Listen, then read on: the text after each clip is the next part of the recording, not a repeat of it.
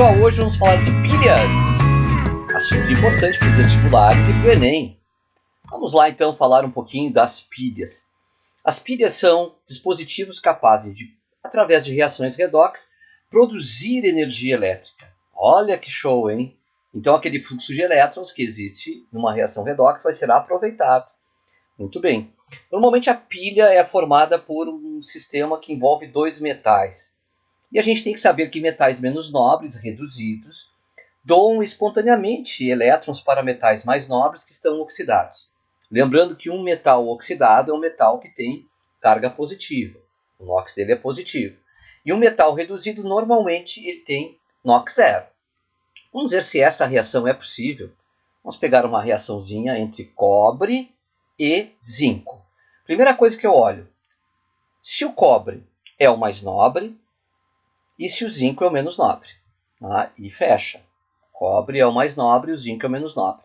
Percebo então que o cobre está oxidado e é o mais nobre. E o zinco está reduzido e é o menos nobre. Então esta reação ocorre espontaneamente, de maneira bem tranquila.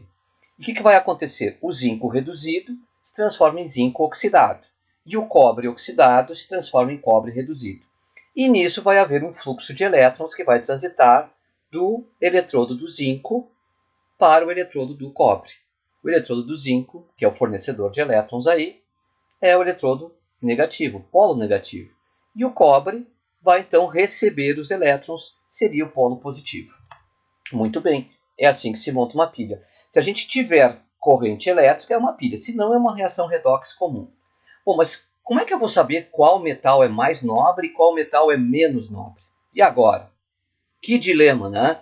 Bom, aí a gente vai ter que dar uma olhada nos potenciais padrão de redução. Bom, o potencial padrão de redução, quanto maior ele for, mais nobre é o nosso metal. Eu coloquei uma tabelinha aí, vocês observam aí o lítio, por exemplo. Observando o lítio, a gente vê que o potencial dele é bem pequeno, menos 3,04. Isso quer dizer que ele é um metal bem pouco nobre. Então, dificilmente alguém vai conseguir dar elétrons para ele, se ele estiver na situação de oxidado. Por outro lado, o ouro, olha lá, o potencial do ouro, mais 1,5. O ouro praticamente não vai ficar muito tempo oxidado. Algum metal menos nobre, reduzido, vai dar elétrons para ele.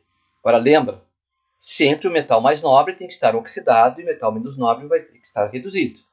Então, imagine essas duas reações. Qual das duas é espontânea?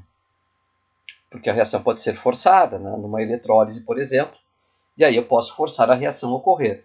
A pilha, nela a reação é espontânea, obrigatoriamente espontânea. Bom, primeira coisa que eu tenho que olhar, qual dos dois é o mais nobre e qual é o menos nobre. Então, como eu tenho os potenciais dos dois ali, eu vejo que a prata é mais 0,80 e o zinco é menos 0,76. Isso quer dizer, então, que a prata é mais nobre. Então, a prata deve estar obrigatoriamente oxidada.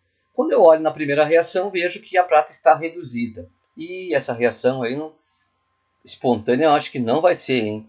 E o zinco, que é o menos nobre, deveria estar reduzido. E na primeira reação eu vejo que ele está oxidado. Então essa primeira reação não ocorre espontaneamente. Por outro lado, a reação de baixo, a segunda reação, eu observo que a prata ela está oxidada mais 1. E o zinco está reduzido com NOx zero. Então, essa reação vai ocorrer e ela poderá, então, gerar corrente elétrica. Agora, é importante que a gente saiba que com esses potenciais a gente pode calcular ainda o potencial da pilha. Bom, a tensão da pilha, a força eletromotriz da pilha que a gente chama de ΔE. Como é que a gente faz isso? A gente pega o potencial de redução maior menos o potencial de redução menor. Quando eu tenho potencial de redução maior, eu já posso garantir algumas coisas sobre aquele sujeito. Por exemplo, a prata. A prata tem um potencial maior que o do zinco, no nosso exemplo ali. Então eu vou garantir que a prata vai ser o polo positivo, a prata vai ser o cátodo e a prata vai ser o oxidante. Por outro lado, o zinco, que tem um potencial menor, será o polo negativo, o ânodo e o agente redutor. A gente pode calcular o potencial dessa pilha que a gente fez ali, prata-zinco. Então a gente pegaria o quê? O ΔE, que seria o potencial da prata, menos o potencial do zinco, o maior menos o menor. Daria então mais 0,8 menos menos 0,76. O que dá, então, um ΔE de mais 1,56 volts. Então, uma pilha, uma célula dessa pilha é capaz de gerar 1,56 volts. Ô, Dani, mas se eu tiver duas células dessa pilha? Bom, aí eu tenho uma bateria, se estão em série, aí vai gerar 3,12 volts. Então vai gerar o dobro, né? Então sempre pensando que bateria é um conjunto de pilhas em série. Ok? Olha, espero que tenha ajudado. Nós temos um segundo momento que eu vou tratar de pilhas, que vou mostrar como é o funcionamento de uma pilha. Tá bom? Aguarde. Daqui a pouco eu volto.